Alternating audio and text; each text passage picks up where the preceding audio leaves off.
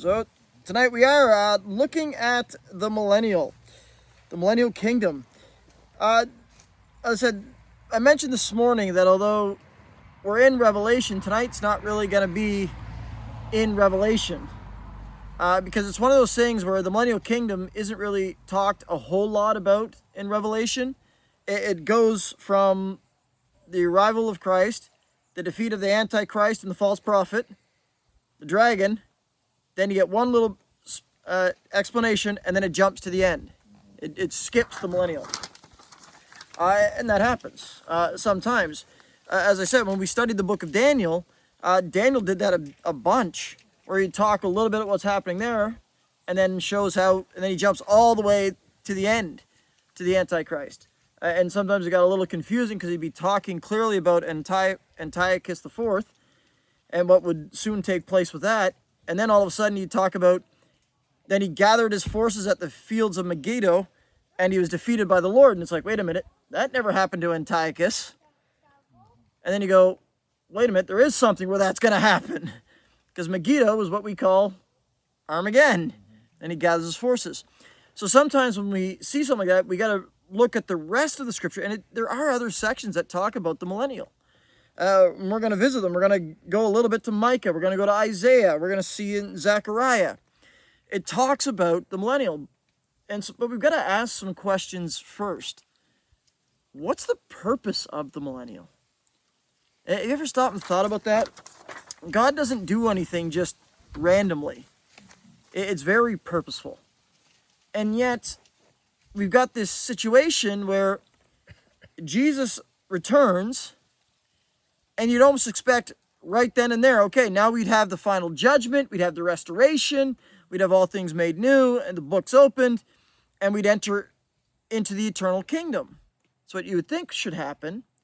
But what actually happens is he shows up, has an angel come, bind the dragon, and then seals the dragon for 1,000 years, and then lets him out for one last, one last battle.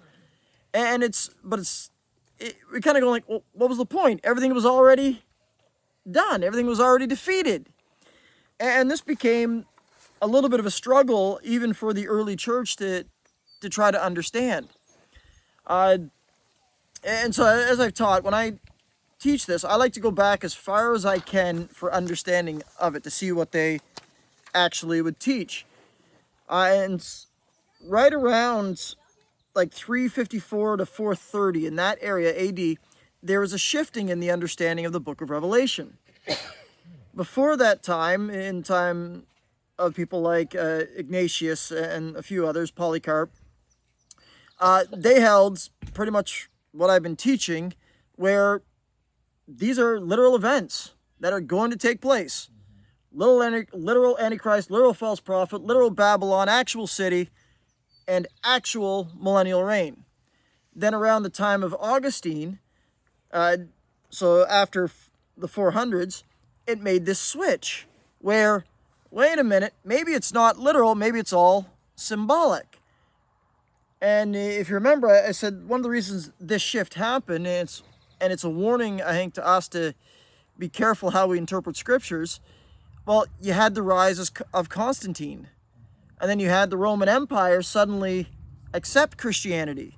And then they're like, wait a minute, maybe this is the millennial. It's like, now we're in it because Christianity's starting to take over. It's the Holy Empire and all that. And that's where you started running into what we classify as amillennialism and saying, oh, we're currently in the millennium is where we are. And of course, in that case, 1,000 years can't be 1,000 years. Because if that's running from, I'll even use 500 AD, then it should have ended like 500 years ago. But it hasn't. So obviously, I think the best understanding of this, because it's mentioned so often, is that the 1,000 years is a literal 1,000 years. Which still leaves us with the question, why? What's it all about? And I think it's a fair question. You see, there's one explanation that a lot of people like to use to try to say that it's not my fault. It kind of goes like this.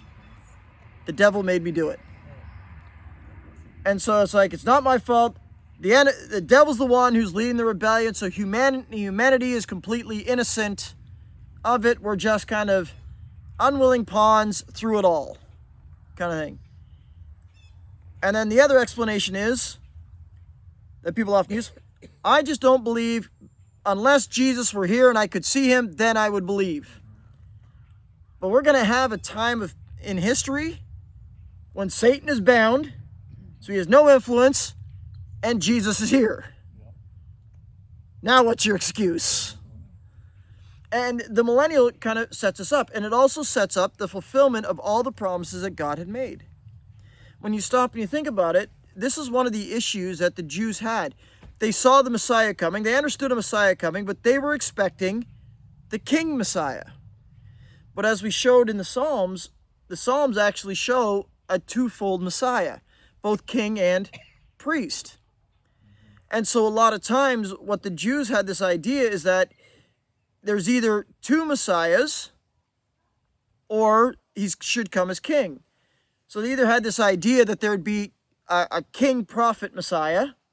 And if you think that makes sense, given the time of the kings, what did you have? You had a king who was risen up, and you had a prophet who was almost right beside them. So when you had Saul rising to power, his prophet was Samuel. When David rose to power, his prophet was Nathan. So you had this combo. So they're expecting, so here would come the Messiah and his prophet. And so you start to understand when the Jews were searching, they start to ask the question, are you the Christ? Are you the prophet? Well, when Jesus came the first time, he came and he fulfilled a priestly role after the order of Melchizedek. Again, if you really want to know that, it'll take a little more time than I have here tonight, but I can explain all what that is. The book of Hebrews kind of deals with it. And so he came, and what did he do? He offered a perfect sacrifice that took away the sins for all time. He made intercession, and he opened the gate. Now, they were still waiting for the king aspect. And so were the disciples. Look at the last question they asked Jesus. Are you now going to establish your kingdom? And Jesus said, it's not for you to know the time, but you will receive this power when the Holy Spirit comes upon you, and you'll be my witnesses in Jerusalem, Judea, to Samaria, to the ends of the earth. But there's still all those promises of the Davidic kingdom, the ultimate king. Even from the book of Daniel, it talks about a kingdom that would come and fill the entire earth. And then later on, Daniel talks about the one who will sit, the Son of Man, who will come, and he will sit on the throne. And when we look, those promises were still to be fulfilled. And yet, then we have the Millennial Kingdom, where Christ is going to fulfill every single promise, where he now reigns as king. And one of the questions that often gets asked here is, after the Millennial Kingdom, when the dragon is released for a short time, just to do his thing again, for a very short time, he gathers a number that says is crazy. He gathers Gog, Magog, to gather them together for the battle, whose number is as the sand of the sea. In other words, he's able to gather a whole army.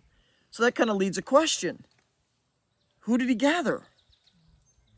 Sure, Gog, Magog, but who's that? And so the question that often comes up is like, wait a minute, is it just believers who enter the millennial? Or are there unbelievers too? And it's a fair question to ask. And it was interesting because when I was studying for this, I went to a website called Got Questions. And in their actual quote, because I wrote it here, it says, the Bible also tells us that only believers will enter the millennial kingdom.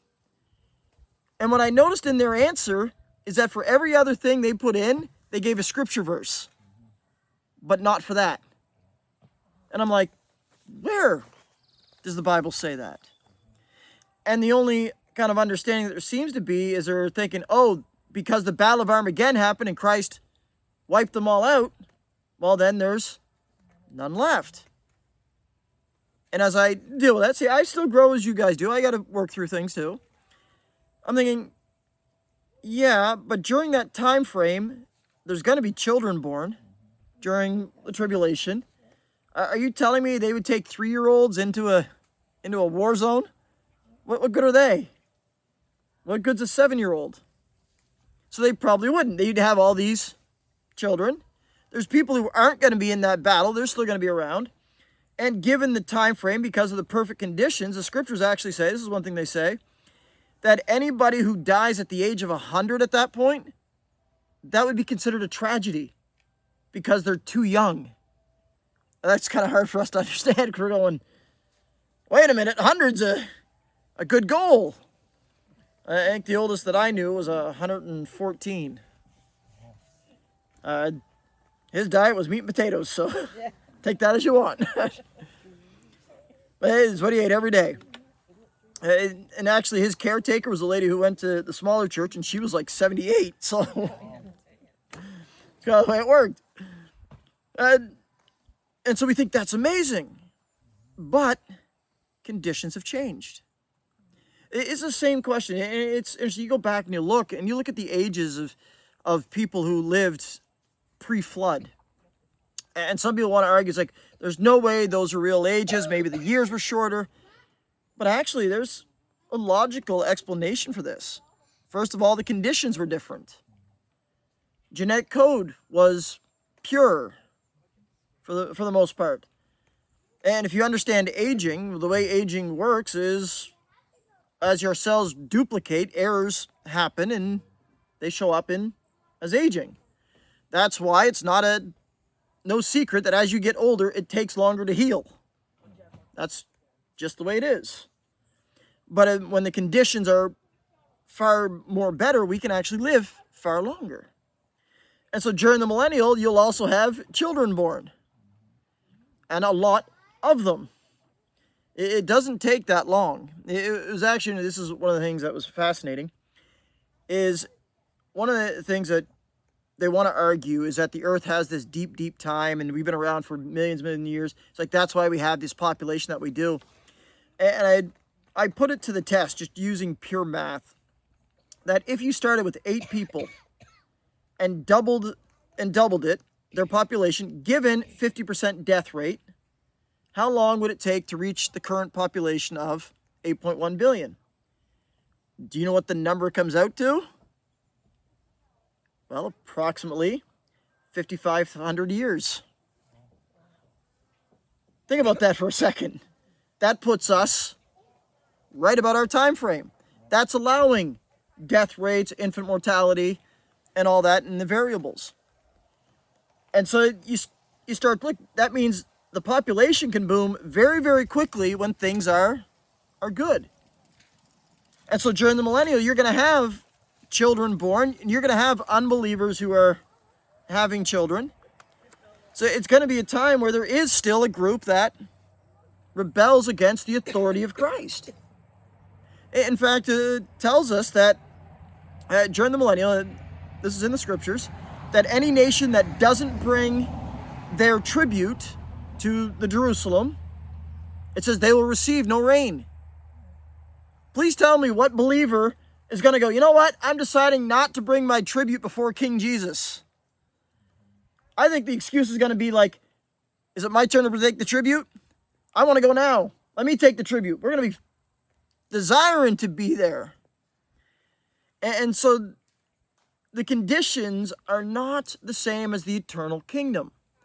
There is still death during that time, but it is a time of peace. And it shows the reign under the Messiah and with no dragon's influence. And that means all the wickedness, all the temptations, all the rebellion, well, that's just straight from humanity itself. Yeah, because we still have our sinful nature. Well, that becomes a question too. But not that. It's when does the transition for the believers happen? Because there's two things. It says when Christ comes, we'll be changed from the corrupted to the incorruptible. And even here, it runs into interesting things. I'm going to borrow here for a second.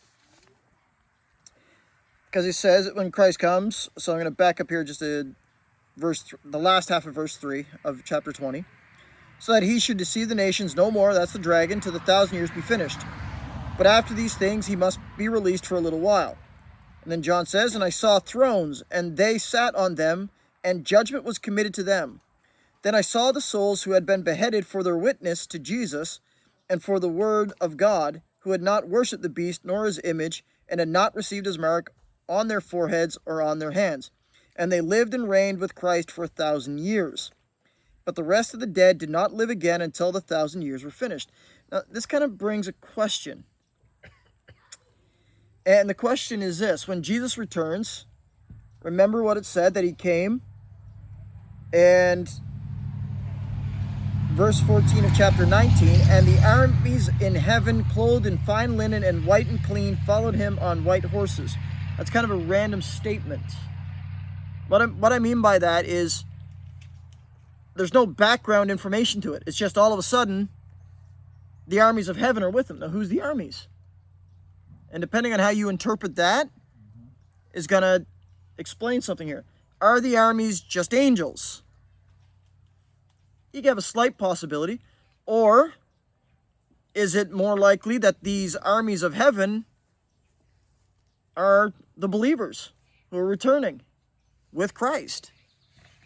Which means that those who raise with him and commit to them are not just the martyrs, it's all the believers in Christ. And so it's not the believers who have their sinful nature, that's been taken, it's the unbelievers. And there seems to be a separation here between, and I saw thrones that they sat on them, and they sat on them. So you run into the question who the they is. And then it says, then I saw the souls who had been beheaded. So there seems to be a separation, so it doesn't seem like they're the same group. In other words, they're not just the martyrs who are resurrected. It's all the believers in Christ at that time. And it calls it the first resurrection. So then you go, well, when's the second resurrection? At the end. Even the book of Daniel and Jesus talks about two resurrections. The resurrection of the righteous and the resurrection of the wicked. And so it seemed to be that this is the resurrection of the righteous. And then at the end, you'll have the resurrection of the wicked. It also brings an interesting thing, because if the believers are entering into the millennial, that means in front of Jesus, they're going to die. What do I mean by that? So unless the lifespan of a human really does get longer than Methuselah, you're going to have believers who would enter into this period, if there's no glorified body, who are already fully adults, who have gone through all this hardship of the tribulation. That's going to take a toll on the body. So, logically speaking, they would not live from day one to the end. And if that's the case, then they would die in front of Jesus and then be resurrected at the end. Now, here's the thing. I'm not going to be gospel on any of this. The scriptures aren't clear. So I confess when that happens, I'm using my own speculation. I can only be 100% certain on what the scriptures actually talk about. All I know is that at that time, there'll be believers sitting on thrones. There will be those who were martyred will come back during that time, and Christ will reign overall. But let's talk about what the time actually will be. What it'll be like? Well, no surprise, it's going to be a time of peace. The Prince of Peace is reigning. There's no warfare during this time. In fact, it even goes greater than that. Let's go visit the Old Testament for a while. Let's go to Isaiah 32. Isaiah 32.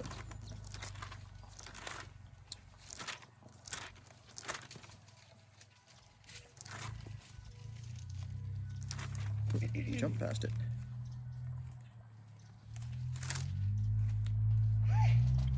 And come on, next page. There we go. Let's go 16, 17, is that what I want? 17, 18, in that area. I'll start at 16. Then justice will dwell in the wilderness, and righteousness remain in the fruit field. The work of righteousness will be peace, and the effects of righteousness quiet and assurance forever. My people will dwell in a peaceful habitation, in secure dwelling, and in quiet resting places. Though hail come down on the forest, the city is brought low in humiliation. But notice that my people will dwell in peace. In peace. And if you look, we often determine peace by there's no conflict happening around me. In other words, we'd say we're pretty peaceful. That's just because we put it out of sight, out of mind. Despite the fact that, in fact, I think we have more going on now than we did 5 years ago. We just kind of have forgotten about Russia and Ukraine because it's no longer at the forefront. We continue to just kind of overlook that there's still stuff going on with Israel and Hamas. And we just kind of go, yeah, we're used to it. But eventually the time is coming where there will be true peace. In fact, what does it say? Under the Messiah, it says they will beat their swords into plowshares. The weapons of war will no longer be needed. They'll be repurposed for peace. Because they won't need them. And so we know that during this time frame, when the Prince of Peace is reigning, there is peace on earth. Now, again, that doesn't mean there's not people who still sin, because one of the things it says about it, he reigns with an iron scepter, which means he rules by the fullness of his law. And it's a righteous judgment at that time. And during that time, one of the things I keep saying is that Christ will rule as king. Let's stay in Isaiah. Which one do I want? Do I want 9 or 11? I'll go to 11 because I'm closer.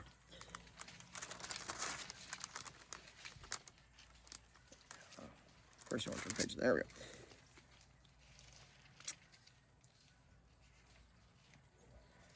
Isaiah 11. No hiding this one. Start at verse 1. Then there shall come forth a rod from the stem of Jesse, and a branch shall grow out of his roots. The Spirit of the Lord shall rest upon him, the Spirit of wisdom and understanding, the Spirit of counsel and might, the Spirit of knowledge and of the fear of the Lord. Pause there for a second. At the start of Revelation, this is just a throwback. Remember it said the 7 spirits of God? 7 spirits, this is what they would classify it as. This is where they kind of draw it from. So if you actually count that, the Spirit of the Lord will rest upon wisdom, counsel, might, knowledge, fear of the Lord. It's all there. His delight is in the fear of the Lord, and he shall not judge by the sight of his eyes, nor decide by the hearing of his ears. But with righteousness he shall judge the poor, and decide with equity for the meek of the earth. He shall strike the earth with the rod of his mouth, and with the breath of his lips he shall slay the wicked. Righteousness shall be the belt of his loin, and faithfulness the belt of his waist. The wolf shall also dwell with the lamb. It's not the lion laid down with the lamb. It's a misnomer. That's one of those Mandela things. The leopard shall lay down with the young goat, the calf and the young lion and the fatling together, and a little child shall lead them. The cow and the bear shall graze, their young ones shall lie down together, and the lion shall eat straw like the ox. The nursing child shall play by the cobra's hole, and the weaned child shall put his hand in the viper's den. They shall not hurt nor destroy in all my holy mountain, for the earth shall be full of the knowledge of the Lord, as the waters cover the sea. And in that day there shall be a root of Jesse, who shall stand as a banner to the people. For the Gentiles shall seek him, and his resting place shall be glorious. Now, you look at this, it's not just a peace. As I said, it's peace with everything. One of the things that took place, and this is why Genesis is so important, if you remember the covenant with Noah, it was similar to the covenant with Adam, where Adam shall have dominion over the earth and dominion over the animals. When Noah received a similar covenant, it was actually no longer a covenant of just dominion over the animals. It's the animals will fear you. And violence has come in. But then you look during this time, what do you have? You've got, at the start, you've got the child playing with the serpent right next to it with no danger at all. You've got predator and prey laying side by side, working and dwelling together. And so during his reign, it doesn't mean there's not wickedness, because remember what he says. He's still doing righteousness. He's still deciding with equity. It says he shall strike the earth with the rod of his mouth. The breath of his lips he shall slay the wicked. He's still executing judgment. There's still sin during that time frame, but it doesn't have the hold that it used to. It's still in the hearts of men. But the one who claimed at one time to say, all the kingdoms of earth belong to me, and I can give them to whoever I please, so if you bow down and worship me, yeah, well, that doesn't hold anymore. Because the Messiah came and he claimed what is rightfully his. He took the kingdoms of the earth himself, and now all the kingdoms are his. The kingdoms of the men have become the kingdoms of our God. And so it is a time of absolute peace where Christ is reigning and he is ruling. And his city is no surprise where he will reign from. It will be in Jerusalem, the throne of David. As I said, the millennial, it also satisfies all of those promises that we look at and it's like, did God pull back his promise? Well, no, he didn't. I think sometimes they misunderstand it. And this is where one of the teachings that is out there, and when it's taken to its extreme, is very, very bad. It's what you can call Zionism, where it's almost the idea that Israel can do absolutely no evil, and that should never be the case. And when you take that to the extreme, you'll end up with someone like John Hagee, who ultimately will teach something like a dual covenant, where the Gentiles are saved by grace, but Israel is still saved by the law, and that should never be. Because even if you look here, what was the last verse of verse 10 that I saw? I read there. In those days there shall be a root of Jesse who shall stand as a banner to the people, and for the Gentiles shall seek him and his resting place. What did Jesus say? When I am lifted up, I will draw all peoples to myself. You got to remember, the original purpose of Israel was to accomplish God's purposes and to be a light to the Gentiles. That was their actual mission. That God chose them, what it means was chosen people, chosen for a specific purpose to accomplish his redemption and for them to proclaim him. And ultimately, they disobeyed that mission. And so, this is what the prophet Isaiah talked about. It says that a true Israel will come, and he will be the light to the Gentiles. He will be, and it's no secret. Why did Jesus choose 12 people? Because there were 12 tribes. So Jesus, the true Israel, has his 12 tribes who he will send out to proclaim his law to the nations. And that's what he commissioned them to do. And then when he comes back, it's like, now is the time where he will reign. And he will reign supreme. And so this gives us the look. Let's go to another spot here. Let's go to Isaiah 32. Isaiah 32.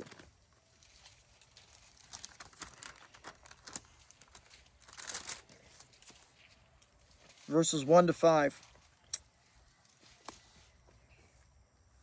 says this, Behold, a king will reign in righteousness, and princes will rule with justice. A man will be as a hiding place from the wind, and a cover from the tempest. As rivers of waters in dry places, as the shadow of a great rock in a weary land. The eyes of those who see will not be dim, and the ears of those who hear will not listen, or hear will listen. Also the hearts of the rash will understand knowledge, and the tongue of the stammerers will be ready to speak plainly. the foolish person will no longer be called generous, nor the miser be said to be bountiful. And you continue through that, it's going to unpack what the conditions of people are going to be like.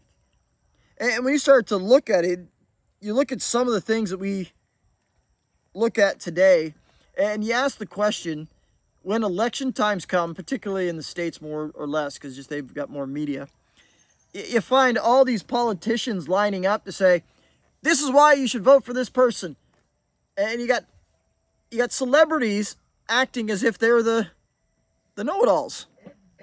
And you go, what qualifies them to actually to actually do it? Yeah, but you're like, money. But wait a minute. And look what it says, though. It's funny. You said money, right? The foolish person will no longer be called generous. Isn't that strange? We're like, they got money, so we should listen. No, you shouldn't. They're not generous. They're doing it for a reason. Yeah. It's like the miser is said to be bountiful. No, he's not. You think about this, and I look at some of these businesses, and even these in church businesses do this as well. It's how they get through tax laws.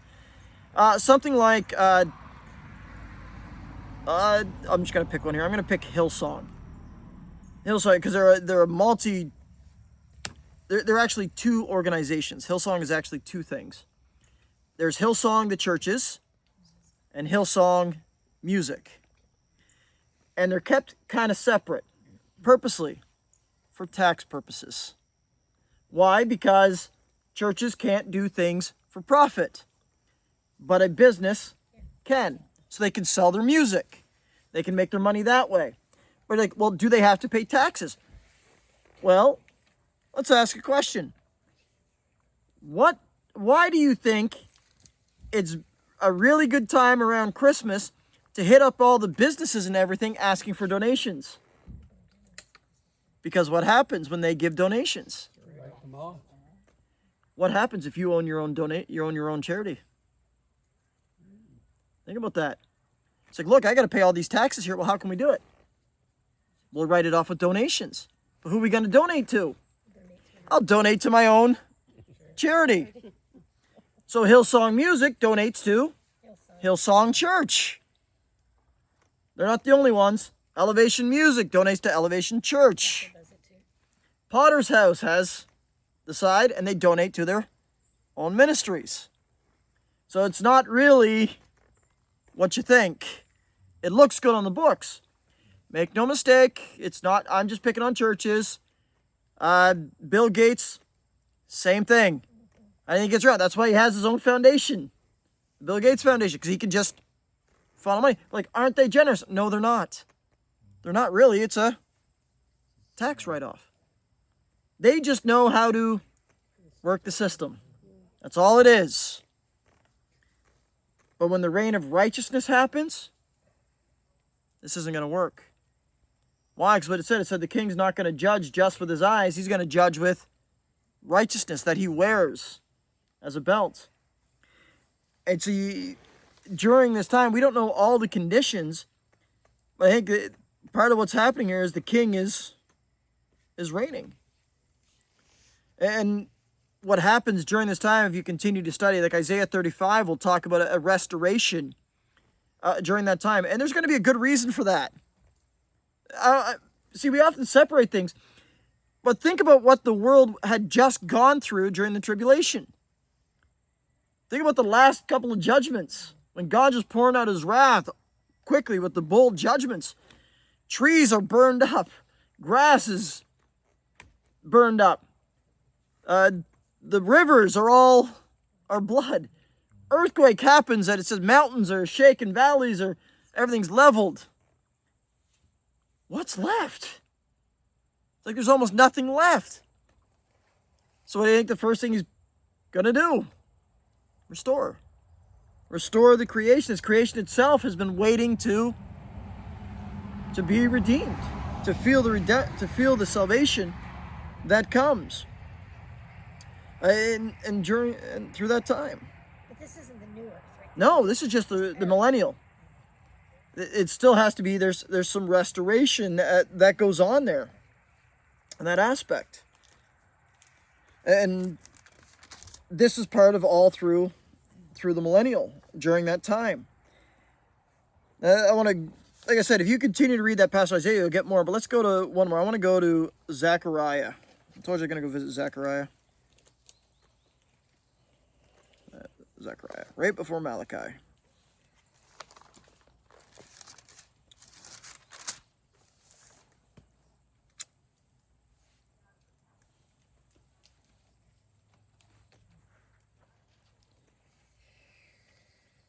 And I'm just going to read her out here. Notice I'm just reading it out. The day of the Lord. Behold, the day of the Lord is coming, and your spoils will be divided in your midst. For I will gather all nations to battle against Jerusalem. The city shall be taken, the houses rifled, and the women ravished. Half the city shall go into captivity, but the remnant of the people shall not be cut off from the city. I'm going to pause there for a second. That was just verse 2. That was chapter Zechariah 14. That was verse 2. Just notice there, the remnant of the people shall not be cut off. Now remember, one of the things it says in the scriptures that all of Israel will be saved. Like, how do we justify that? Because not all Israel is Israel.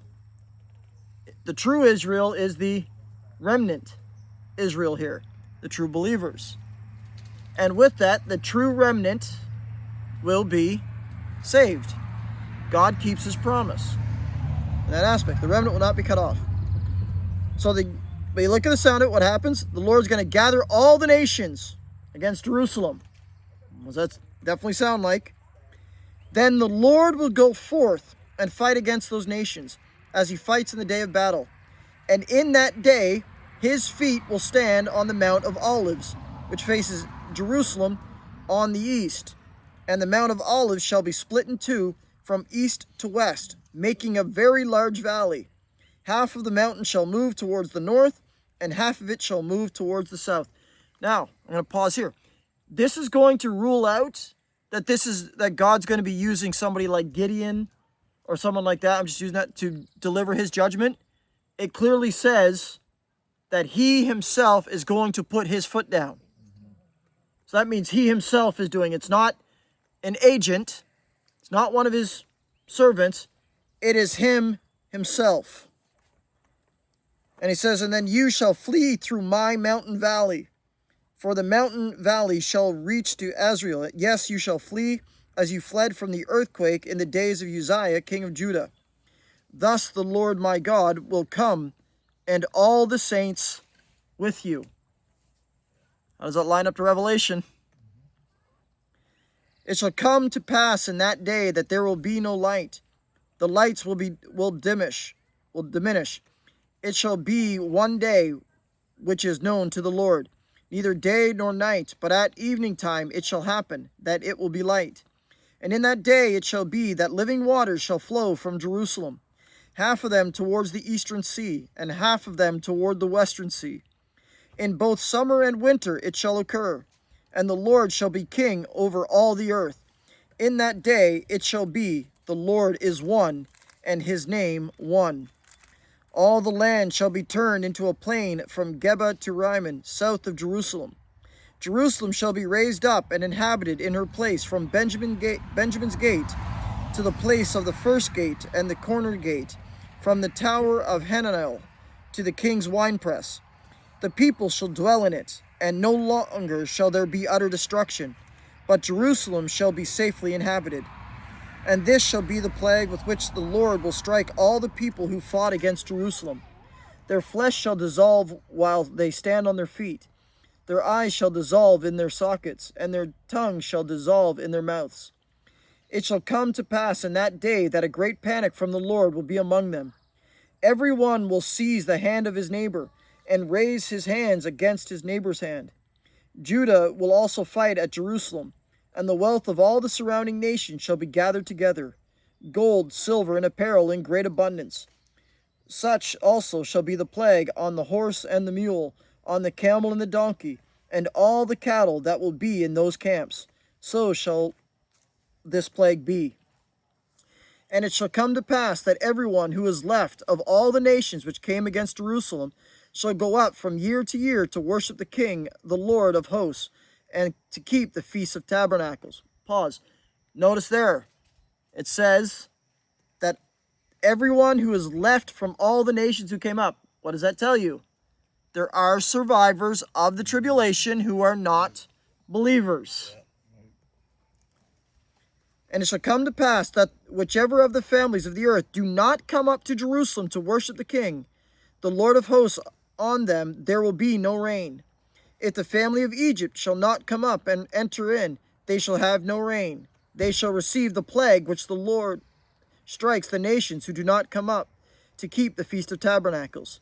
This shall be the punishment of Egypt and the punishment of all the nations that do not come up to keep the Feast of Tabernacles. In that day, holiness to the Lord shall be engraved on the bells of the horses. The pots in the Lord's house shall be like the bowls before the altar. Yes, every pot in Jerusalem and Judah shall be holiness to the Lord of hosts. Everyone who sacrifices shall come and take them and cook in them. In that day there shall no longer be a Canaanite in the house of the Lord of hosts. So if you look at this, this is going to separate why this is not the eternal kingdom. Because first of all, what does it tell you? That there are unbelievers. There are rebellious people. In the eternal kingdom, there's not. There is no sin. In that day, you look at it when he comes, you get a picture there of how the Lord's going to be victorious, and it's kind of a grisly picture, but it is his power. And he has command over all things. And then you start to see, he says he's going to reshape, and all of a sudden Jerusalem, he says, there will no longer be utter destruction. Because if you look, it says when the army come that gathers at Armageddon, it's a misnomer to say that it's the Battle of Armageddon. If you actually read it, it says they gather at Armageddon. So they will march on Jerusalem. And as they're doing what they want to Jerusalem, the Lord descends with his hosts. And he touches his foot to the Mount of Olives. He cuts it in half, creating a valley, which allows the remnant to escape. Think Red Sea, just with land this time. And he defeats all the enemies himself, and he restores Jerusalem. And it becomes his capital city. And then from then on, for the millennial, every nation has to come during the Feast of Tabernacle to offer their sacrifices and pledge allegiance. And if they don't, they receive no rain. Even though it's a time of great peace and it's a time of great prosperity, a time for the healing of the nations, there are still people who rebel against Christ. And at the end of that time, when the dragon is released, there's going to be no shortage of people who rebel. And this throws out that it's not the devil who hardens their hearts. People willingly do it. It's a time of no excuses. There's Christ reigning. You see his beauty. You see his miracles. You see even his judgment. And still, how do the vast majority, I'm going to say vast majority, react to it all? They detest it. Why do I say it's that much? Because it says he gathers Gog and Magog, and it's more than the sand of the seashore. You would think after that time they would have repented, but no. They continue to fight. And so during this time, it really unpacks the best explanations. During that time, you get the restoration, a little bit of the creation as things are put in order. You get the promises of God that Christ made are all fulfilled. And you see that his justice is holy and true because the people themselves are rebelling against him. And it's at that time sin will be ultimately dealt with before it enters in to his eternal kingdom. And so although we don't know everything about that time frame, I know this, that it will take place and Christ will reign. And those who are his, we look forward to that day, one way or the other.